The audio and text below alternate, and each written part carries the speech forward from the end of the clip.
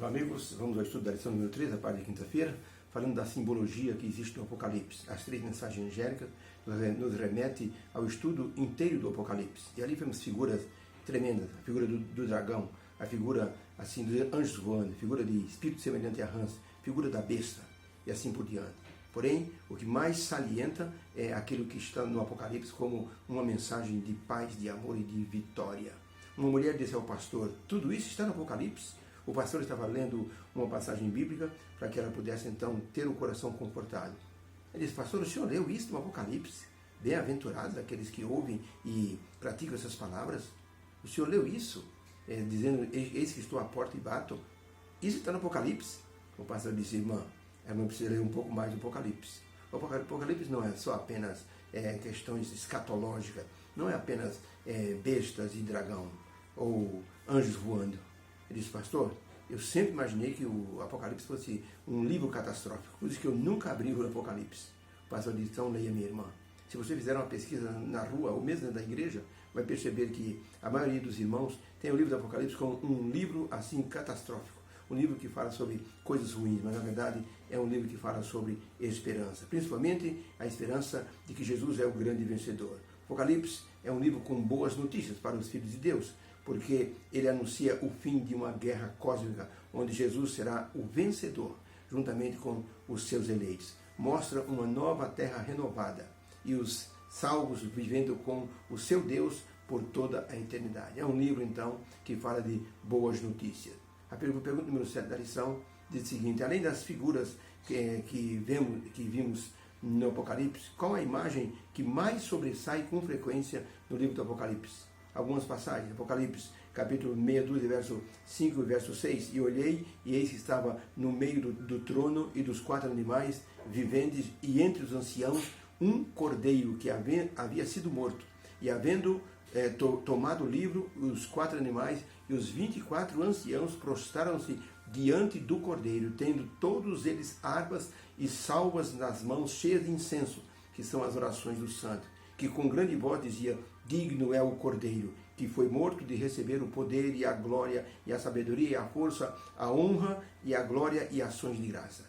Ainda Apocalipse 7, 17, porque o cordeiro que está no meio do trono os apacentará.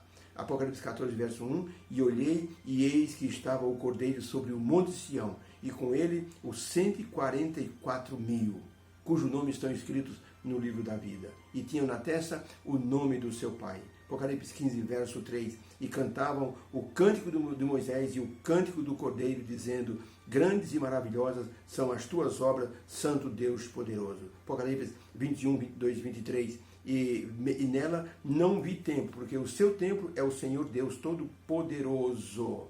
E o Cordeiro, e a cidade não necessita de luz da lua, nem do sol, porque nela está a glória de Deus iluminando, e o Cordeiro é a sua lâmpada.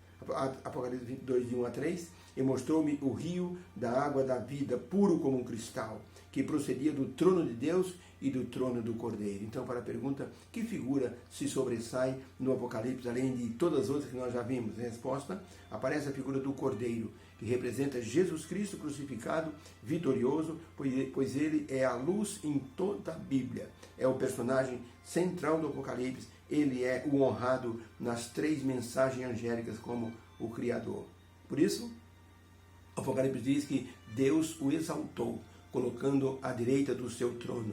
Muito bem, João Batista, ao ver Jesus passando, diz, eis o Cordeiro de Deus que tira o pecado do mundo. No Apocalipse, ele é honrado como o Cordeiro morto desde a fundação do mundo, simbolizando a providência divina para o resgate da raça caída ao ser crucificado. Jesus é o leão da tribo de Judá e é também o Cordeiro de Deus. Ellen White, no livro Atos dos Apóstolos, na página 589, escreveu o seguinte, o Salvador é apresentado perante João, o profeta de Pátimos, sobre o símbolo do leão da tribo de Judá e de um cordeiro como havendo sido morto. Esses símbolos representam a união do onipotente poder e do amor que se sacrifica. O leão de Judá é tão terrível para aqueles que o rejeitam e, ao mesmo tempo, é o cordeiro para os obedientes e fiéis. Jesus é o leão da tribo de Judá para aqueles que o rejeitaram e é o grande cordeiro que apacentará os seus filhos na eternidade. Existe na Itália uma igreja chamada a Igreja do Cordeiro. Existe a figura de um cordeiro de gesso, muito branco, colocado bem na frente no portal da igreja. E a história é que quando estavam construindo a igreja, a torre estava sendo construída e no andaime havia um pedreiro. Ele tropeçou no caixão de massa e caiu no vazio, uma altura de 20 metros. Os amigos correram para socorrer o pedreiro, que com certeza estava ferido.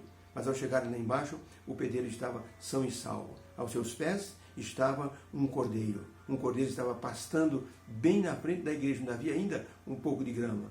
E o pedreiro caiu em cima do cordeiro. O cordeiro amorteceu a queda e salvou a vida daquele homem. Esse homem ficou tão feliz que ele pediu ao dirigente da igreja se poderia fazer uma obra de arte ou comprar uma obra de arte de um cordeiro de gesso e colocar bem na frente da igreja, e isso foi aceito. Por isso é chamado a Igreja do Cordeiro. O ser humano caiu pelo pecado em cima do cordeiro e o cordeiro amorteceu sua queda e morreu em seu lugar.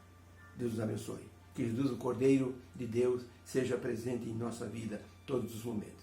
Obrigado, Senhor, pela lição de hoje. Que teu poder nos acompanhe, possamos dignificar Jesus como o Cordeiro vencedor. O Apocalipse nos apresenta muitos símbolos, mas Jesus é o símbolo maior de vitória. Agradecemos em teu santo nome. Amém. Fique com Deus. Beijo no coração. Uma feliz quinta-feira. Vamos lá.